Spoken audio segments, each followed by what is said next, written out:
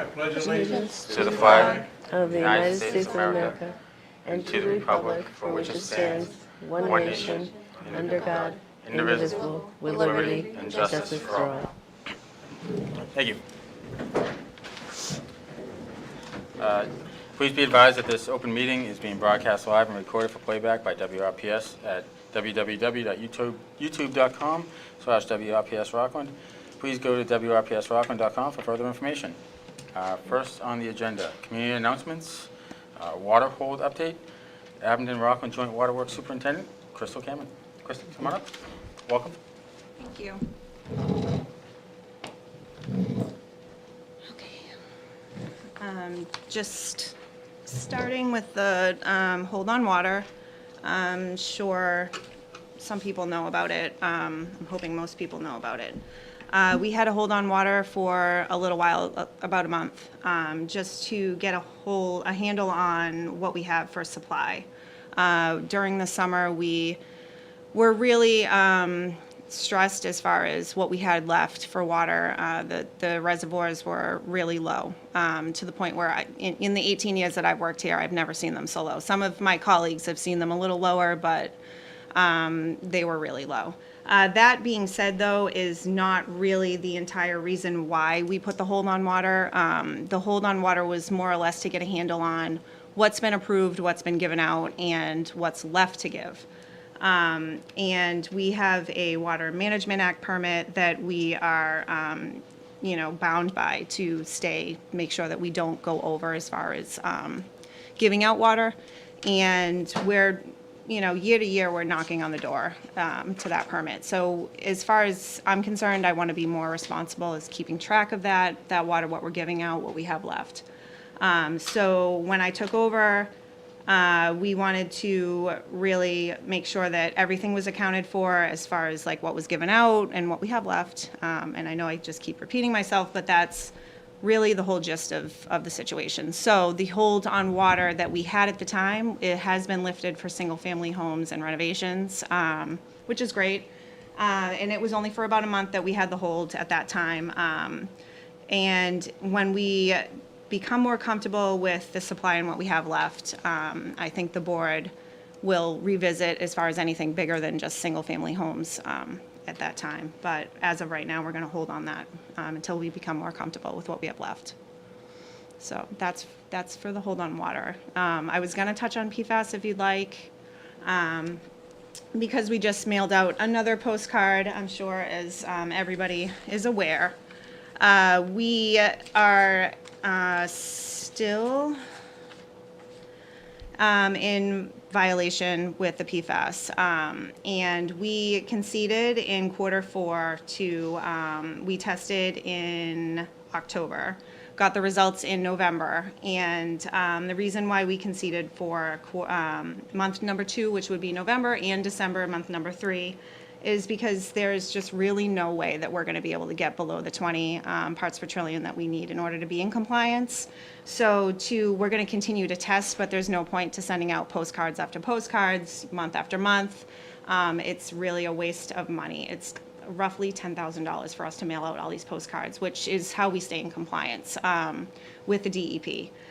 They were okay with us conceding and saying, we understand that there's no way that we're going to be able to get into compliance. We'd have to actually get results below, I believe it was below 18, maybe 17, in order to, each month, in order for us to become in compliance. So we just conceded and said, we know that we're not going to make compliance now. So we mailed out this month for all 3 months for the whole quarter, so without reporting for those other 2 months. As of right now, we are in the design phase for the renovations for Hingham Street water treatment plant. That does take some time, as I'm sure everybody knows, the state, it takes a little bit of time with them. They're reviewing our design. Things can change a little bit when it comes to the SRF loan and the DEP and how they like to see, the design. They might have some comments that we need to, revisit and change some things with the engineers, but all in all, things should be, pretty smooth, maybe some minor changes here and there. We're going to be most likely bidding out the job in the spring. And then we're hoping, and this all has to do with supply chains and things, and COVID really, set everything back with this whole project, and it's going to continue to set things back. And so we're hoping that the construction will start in the fall and maybe possibly the winter. It all depends on how things go. So we're really pushing forward. We're still chasing grants as much as we can, looking for extra money. But the $26 million is how we're going to pay for that project. So that's pretty much where we're at with that. Does anybody have any questions that I can? Yeah, is the new plant going to have GAC filters? It is, yep. It is? Is it going to have 4 of them? They're going to Is that have right? 4 GAC filters and 6 resin filters. So Oh, okay. the GAC filters are going to take the brunt of the PFAS, and the resin filters act as more of a polishing agent. So I know there was a little concern with some residents actually brought up some great questions throughout the postcard mailing out. People would call in and have some questions, and some of them were really great. And we encourage residents to call if they have any more questions. We have a PFAS team that answers all those questions, calls people back. It's a really good program, but unfortunately, this is the way that we have to do it. It's mail out this mailer, so we really don't have a choice on that. But one of the questions that somebody had was, what happens if they change the regulations midway through your project and your design? Is your design going to be able to handle the new regulation? And the answer is it should, yes. The resin filter is basically our safety net, really. So that it's really a great design. I went up and actually visited Pease water treatment plant over by the Air Force Base, and they're dealing with PFAS of upwards of 2,500 parts per trillion. Now we're at 30 at the most, which I think the highest we've ever tested I think was 28. But they have the same exact design, and it's working awesome. So we're looking at putting the same exact filter system in, which is we're looking forward to it. Yeah, okay. It'll be good. So what do you think the PFAS could potentially come down to with those filters, just for public None knowledge? detected. Yeah. Yeah, Good. most definitely. That's the goal. We have GAC filters over at Myers Ave in Abington right now. We have one. Yep. We're Right. going to be putting in a second one just so that we can bring our supply up over there. Yep. And we get none detected out of that treatment plant. And then we watch it as the media gets exhausted, and we don't let it get to over a certain amount. And then we shut the plant down, pull the media out, replace the media. So it's going to be a general a maintenance thing that we have to do every year, replace the media. But it's definitely a process, but it's worth it. It'll work. Sounds Yep. like a great investment. I mean, It is. water is like the #1 issue with residents. Absolutely, without a yeah, doubt. it is, and we understand everybody's frustration. We're frustrated too. We tested for this a while ago. We got results back that we were in compliance. It was none detected at the time. They didn't have the ability to test at the levels that they're testing at now. So that's why when they dropped the limit, it really put us in a position where, in my opinion, I don't think we had a lot of time to remedy the problem, really. So, and then as soon as you test for it, you find out it's there, you have to mail out, even though you haven't been able to do anything about it. So really, that's where everybody gets up in arms, and rightfully so. I totally understand, and I understand where the state's at too, because they find this to be a very important issue, and they want people to know about it. So I mean, it's kind of like a rock and a hard place, but we're going to take care of it, and I hope everybody knows that we're very serious about it. Yeah. Okay. So, Thanks. yeah. Anybody else? Actually, just one, you mentioned where you went to visit that has the same system that we're going to have. Can you repeat where that was? Pease. Okay. It's PEASE. And I believe they were one of the first places that brought this to light.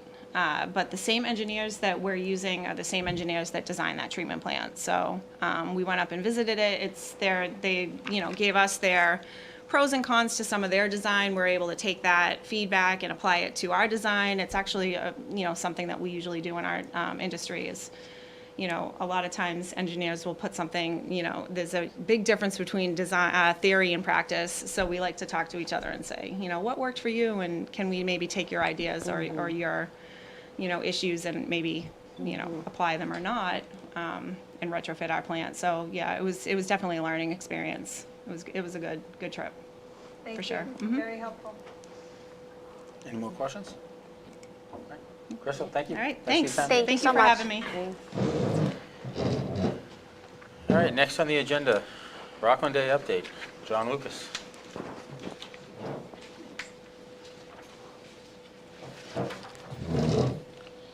Welcome, John. Hi, John. Good evening, ladies and gentlemen of the Board of Selectmen and Mr. Lapp. I think I'm a little earlier this year than I did last year, so that the committee has met once already, and we've put some ideas together. But we'd like to get the board's approval to go ahead and plan for this full year.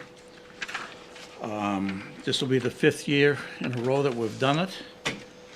And as, same as in the past, there is no charge to the town. We get all the money through sponsors and donations, and what little bit we do raise that day, it covers the cost on it. We're planning to have this on the 17th of June this year at Veterans Memorial Stadium as of last year. I have spoken to Rich Furlong from the Park Commission, and he said the field is available that day and probably the day before and the day after, which will give us a little bit of help in getting things set up and cleaning up afterwards. Last year it went well, other than they had a baseball game the day afterwards, so we were there late at night cleaning the field. What we're planning on doing this year is, as last year, basically having vendors the same as we did last year. We had, I think it was around 55 vendors last year. Town groups, civic groups, we don't charge for it. As far as the private vendors, the grandmothers that are selling all kinds of different things that they make, we're charging $30, which is what we've charged for, I think, every year. We plan on having the inflatables that we had up against the stadium wall last year be at the same ones or something different. We definitely would like to have a dunk tank, Mike, and I want to thank the people last year that participated in that, Doug and some else. We have I asked just the... say it would make sense to have a water superintendent, since we're talking about water. and everything. Should I Just throwing write- that out there. Yeah, I'm yeah, not sure if we that's- I'll should write do this, that down Yeah, right just- now. Good idea, yeah. That would be great. I think it's a good idea. Yeah, I won't get into the PFAS levels, how low they need to be. That I don't feel might comfortable. make the public a little bit more Maybe it will. comfortable, maybe. We'll see. We will ask the police department and the fire department if they want to do demonstrations like they did last year. They had the K-9 group in there last year. I have spoken to Chief Duffy. He's got a couple of ideas that they can do this year, try to make the public more aware of what our public services do for us. I will try to talk to Dave Taylor and see if he wants to, if nothing else, put a demonstration or a piece of equipment down there for the public to see, to look at. And the same would go for you as well. I've always been of the opinion the more that the town can participate and put something out there that the public can see, the better the public understands it. We will have food trucks, probably in the same vicinity as last year, which was 12 of them, which gave people a pretty good variety of food to buy. As far as entertainment for the kids and such, we plan on having pony rides, the train rides that we had last year. There's an axe throwing company down in Hanover. The owner of that happens to work for the town now. He's one of the local building inspectors. He has agreed to set it up for short money. There will be no charge to anybody coming. The group will pay for all of it.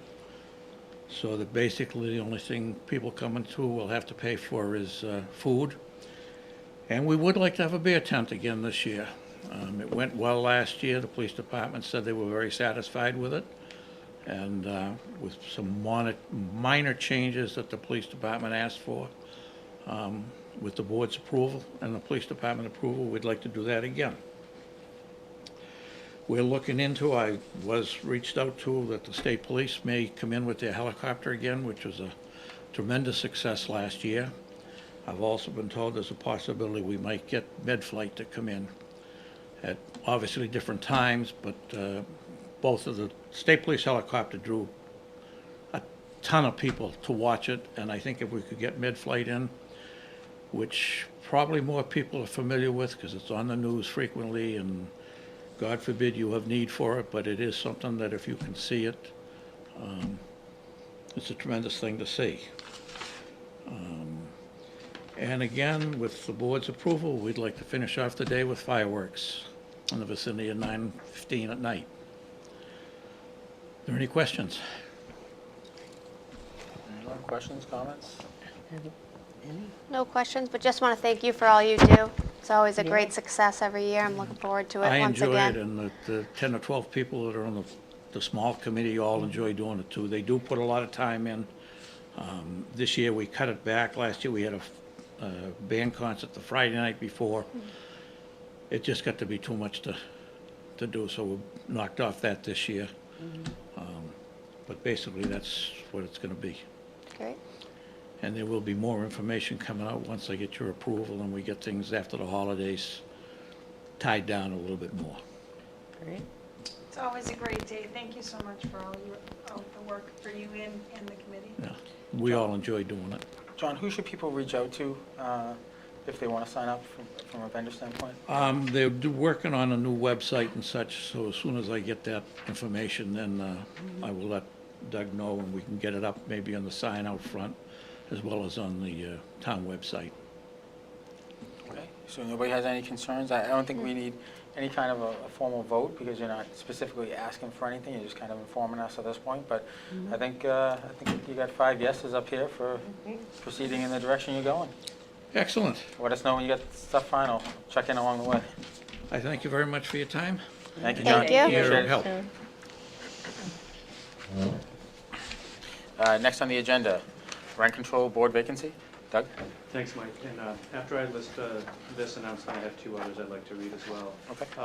Yeah, so one of the members of the town's rent control board, Brian Kane, has resigned. We want to thank him for his service on the committee and to announce to the public that that vacancy is available if anyone is interested to contact the Board of Selectmen or Town Administrator's office and fill out an application. Next, I wanted to announce for the town clerk that nomination papers for the annual town election, which will be held on Saturday, April 8th, 2023. And nomination papers will be available in the town clerk's office starting on Wednesday, January 4th. The deadline for obtaining nomination papers is Wednesday, February 15th, and they must be signed by at least 50 registered Rockland voters and be returned on or before Friday, February 17th. So any questions, contact the town clerk's office. And then my last announcement is for the Rockland Public Library. They are doing a coat drive for folks in the community. The dates when coats can be available for anyone to pick up are Wednesday, December 28th from 3 to 7 p.m., Thursday, December 29th from 10 a.m. to 4 p.m., and Saturday, January 7th from 10 a.m. to 4 p.m. And if people are in need, but they can't make one of those specific times, they can contact the library and they'll make other arrangements. So I want to thank the library for sponsoring that coat drive. And that's all I have. Thank you, Doug. Okay, next on the agenda, meeting minutes. So first we'll do the minutes for 12/2/2022. Motion to approve the minutes of Friday, December 2nd, 2022. I have a motion, do I have a second? Second. Motion and a second, all those in favor? Okay. And Donna, you're an abstention? Yep. Kara, I'll let you go over your minutes. Was this not the, oh, December 6th, that was there. Okay. All right, forget You were that. there. All right, take a motion for the minutes of 12/6/2022. Motion to approve the minutes of December 6th, 2022. I have a motion, do I have a second? Second. Motion and a second, all those in favor? That's unanimous. All right, next on the agenda, new business, FY24 preliminary budget submission per town charter, section C-6.02. Doug? Thanks, Mike. This will be a pretty brief overview tonight. Again, as I noted on the agenda, I'm just submitting this now to meet the requirement in the town charter, but it's really very, very early in the process. It's not even Christmas yet, and we're far away from the governor releasing their budget. But we have received budget requests from all the department heads. We've also just done a very preliminary look at revenues, and not unusual. This is pretty much the case in every town at this stage, that, we're looking at a significant deficit, but it's early. We haven't gone through the department requests with a fine-tooth comb yet, and we haven't really looked at the revenue forecast more closely. We'll know a lot more when the governor's budget comes out, and we certainly hope that we'll do well this year in state aid.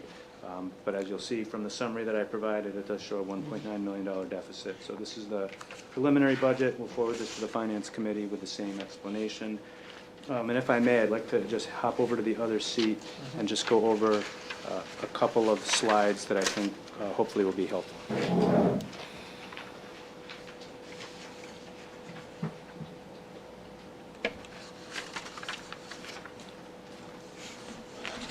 Doug, should we anticipate a slightly later budget with the new administration? It's a really good point, Mike, and that is entirely possible. Yeah, when I get more detail, I'll let you know, but that's a good point, and that's probably likely. So I'm trying to queue things up to be a little bit more efficient than the last time I was doing this. So here's I have three things I wanted to show you tonight. The first is the financial dashboard, which is something I worked on earlier. Again, this whole document is really still a work in progress, but I did want to be able to provide some of this information for you and for the public tonight. And I'm always open to feedback for kind of better ways to present some of this information. The idea behind this, again, is just some key financial indicators that I'll update you periodically throughout the year, so you and the community can see where we stand financially. So we just today got our tax rate certified, so it's good news, and I especially want to thank all the financial department heads, Judy Hardigan and Allison Sullivan, but in particular, Town Accountant Scott Curtis and our new assessor, Rachel Carlisle, branding their positions and hitting the ground running.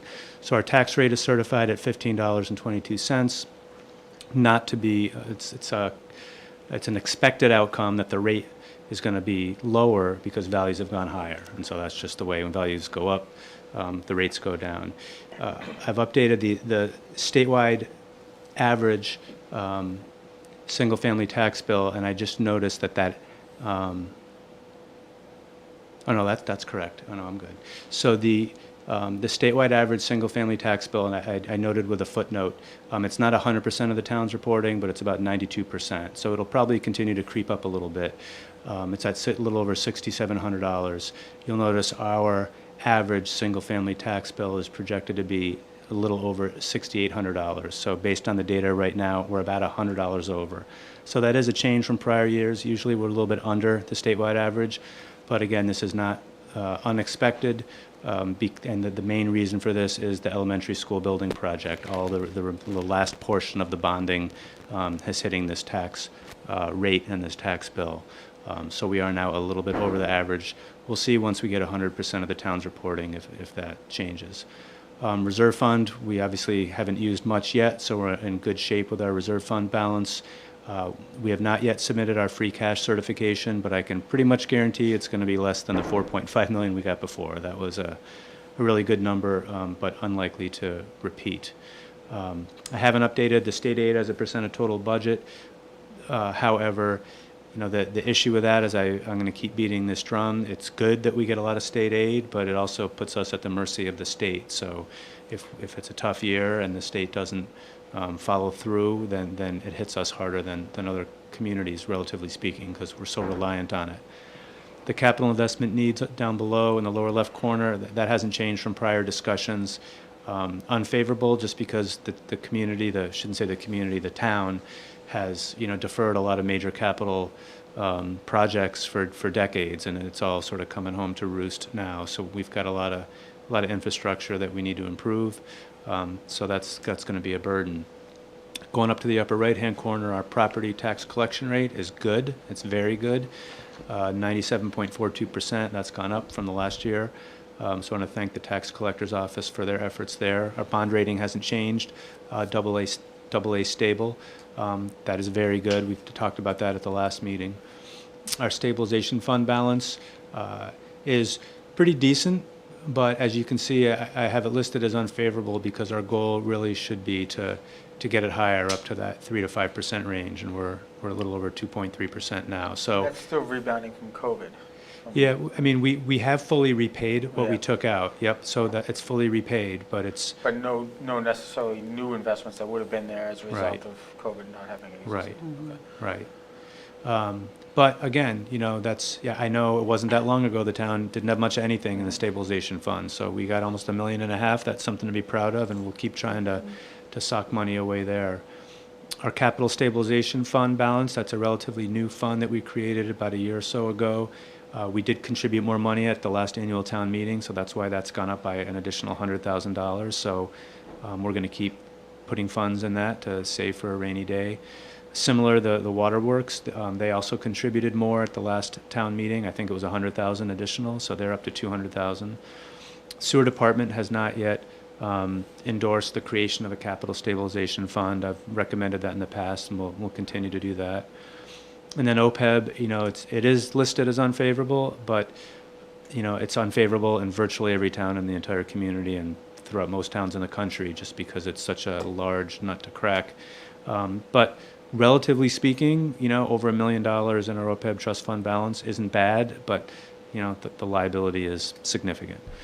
So overall, I'd say we're okay, we're good. There's definitely some weak spots, but we're moving in the right direction for sure, and there's nothing that's terribly alarming in my opinion.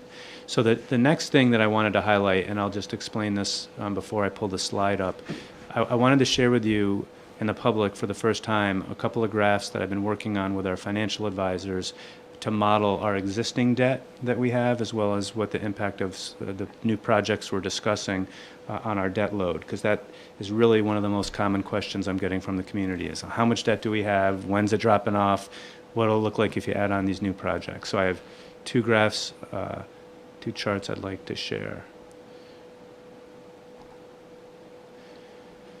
So what this one shows on the left axis, the vertical axis on the left, that is our annual debt service in thousands. So where you see 6,500, that's 6.5 million. So that's our annual debt service. I know the font's a little bit small, but the yellow, which is a small portion on the bottom, that's what's labeled tax-supported non-exempt debt. So non-exempt debt means it's not exempted from Proposition 2.5. Voters didn't vote to go beyond 2.5 to fund it. So that means it's being funded within our budgets, within our levy. In my opinion, it's good to have that slice of the chart be low, because it's a dangerous thing to start incurring a lot of debt within your levy, and then if you come upon hard financial times, you're laying off people and slashing budgets to make your debt service. That large sort of salmon-colored chunk is the existing tax-supported exempt debt. So that means voters voted at the ballot and at town meeting to go beyond Proposition 2.5 to incur debt only for the life of the project. And as we've talked about before, it does, when the project is fully funded, when the debt service is made, that debt falls off the tax bills. And again, the way that much of our current debt is structured, you can see that it's declining. It's not level debt service payments, it's declining. So you can see we're kind of high right now, but over the next dozen years, it goes down pretty drastically. That blue up above is, I think, is what's labeled existing self-supporting exempt debt. So that's, I think, probably for the waterworks, things that were funded through fees. So ideally, in an ideal world, if you could, the idea would to really not go above where we're at now, but just kind of fill in the gap as the debt falls off. The problem is the town has deferred so much of our needed infrastructure improvements. We can't really afford to wait until 2034 to start doing these projects, because they're needed now and the costs are just going to go up significantly since then, or by then.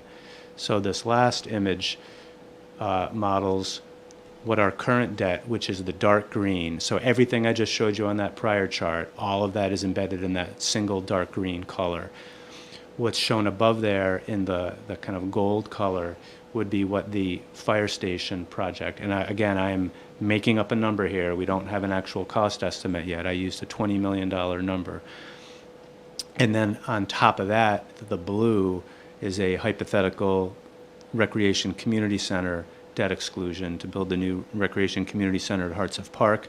Again, I am guessing at a number, half the cost of a fire station, so I just guessed at $10 million. So you can see for, the first several years, our debt service does go up from, close to $7 million to around $8 million a year. But then in about a dozen years, you can see that dramatic drop off from our existing debt, and we're really kind of at or below where we are now for the rest of the life of that note. So I hope that's kind of helpful information. That's a question that's been asked a lot. For me, this sort of stacked graph, I think, is the most clear way to show it. So I just wanted to kind of preview this. There'll be more of this to come. I'm happy to answer any questions or take any suggestions you might have. Again, I think in my mind, the big picture is, ideally, I don't really like the fact that it's going up for several years, but in my opinion, we really can't wait until 2034 to start funding these projects, because we just can't. For a lot of operational and safety reasons, it's just not realistic. I have a question. Are there any exemptions for seniors who feel like they're being priced out of their homes? I'd have to check with the assessing department to see what types of abatements there are. I don't want to give you some incorrect information right now. Obviously, to the extent there's any kind of abatements or exemptions for anyone, that just shifts the burden onto everyone else. Right. But I'd rather have the assessing department speak to that. I don't want to give you bad info. That's a question that comes up a lot. Sure. Yeah. Any other questions? All right. Thanks, Doug. You are welcome. Let me think. I'm going to just, you know what? I'm just going to do this so I don't monkey around like I did the last time. I thought this would be a nice image to have in the background. All right, next on the agenda, other new business not reasonably anticipated. Doug, none? I have none. Under old business, McCarthy Farm, vote to approve in the public interest and grant a conservation restriction from the town of Rockland to Wildlands Trust, Inc., pursuant to Section 32 of Chapter 184 of the Massachusetts General Laws.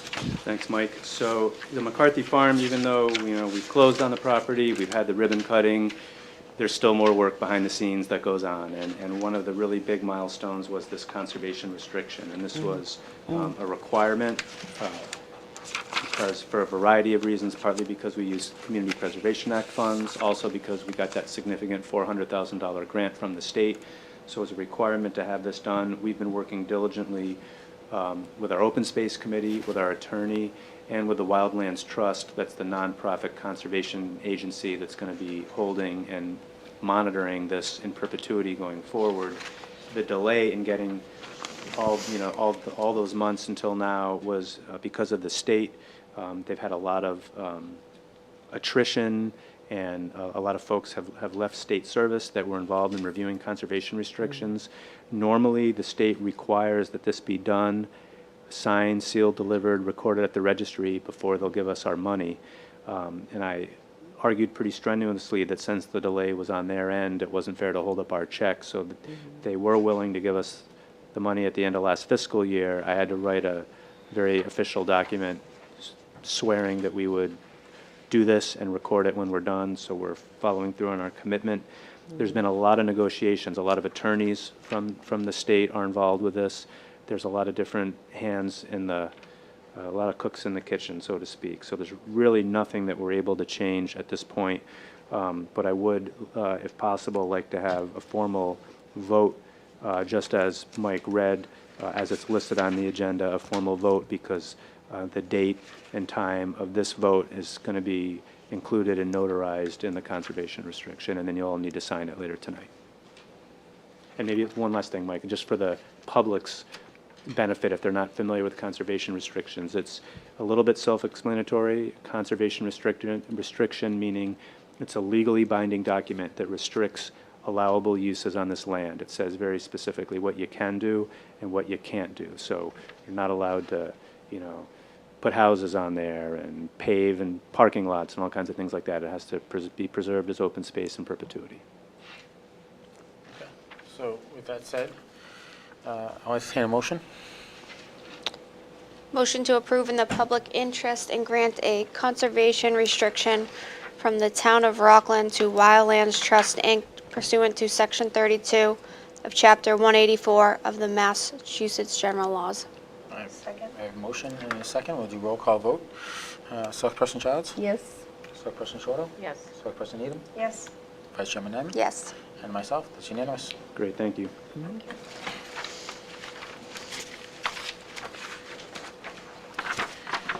Next on the agenda, license renewals. Lori, do you mind reading these? Sure. Pending all obligations have been met. Common Victular, Players Sports Bar and Grill at 86 VFW Drive, Magoo's Ice Cream at 190 VFW Drive, Automatic Amusement, Players Sports Bar and Grill, 86 VFW Drive, Tri-Town LLC doing business as Rockland Ice Rink, 599 Summer Street, Entertainment, Players Sports Bar and Grill at 86 VFW Drive, Tri-Town LLC doing business as Rockland Ice Rink, 599 Summer Street, Class 2, Atlantic Automotive at 50 John Dunn Memorial Drive, and N&R Automotive at 31 East Water Street, taxi cabs or livery, EFK, LLC, 482 Union Street, and a used video dealer is Nostalgia Games at 155 Union Street. Thank you, Lori. That was a short one. I'll entertain a motion.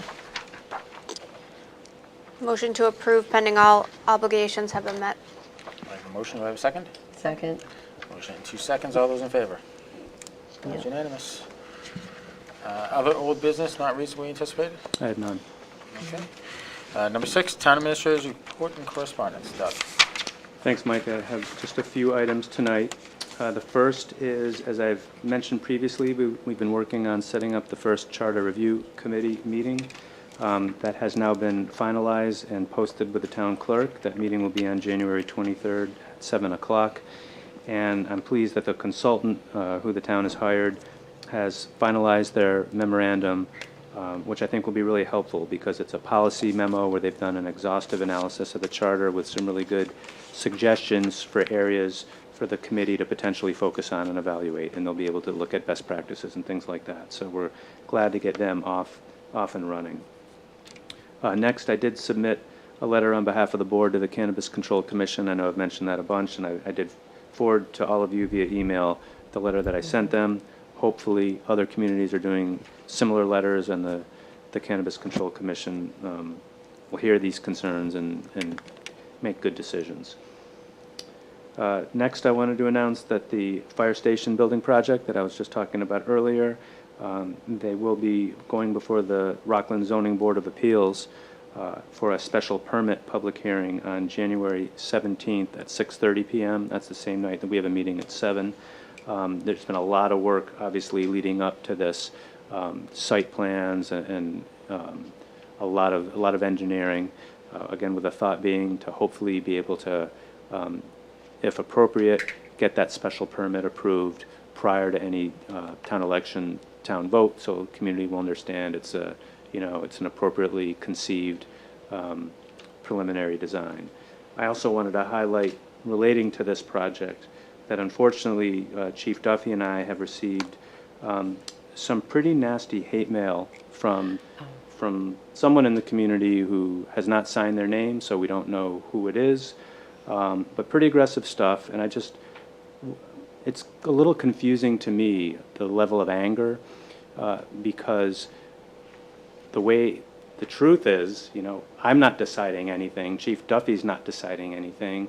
Ultimately, it's going to be up to the voters of Rockland to decide. It's the voters, taxpayers' choice, not ours.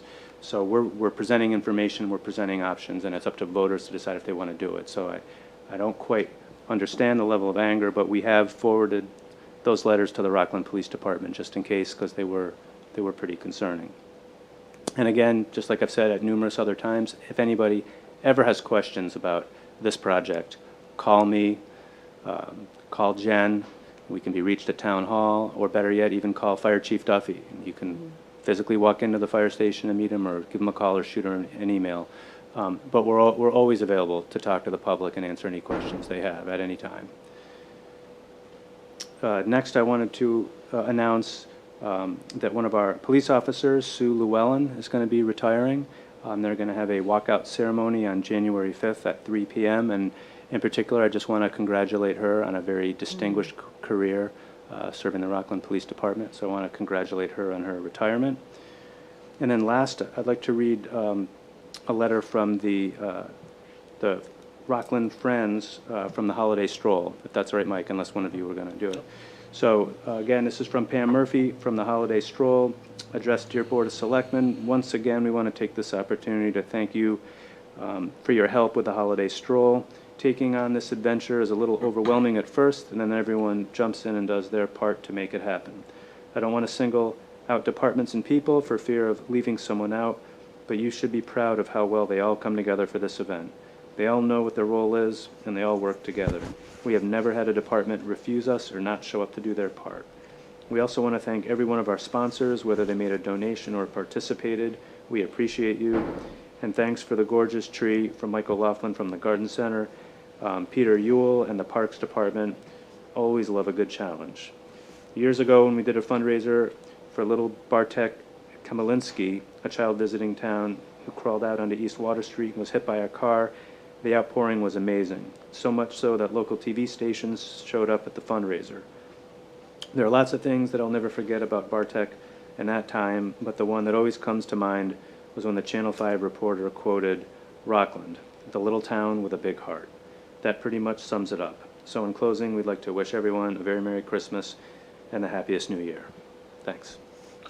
Thank you, Doug.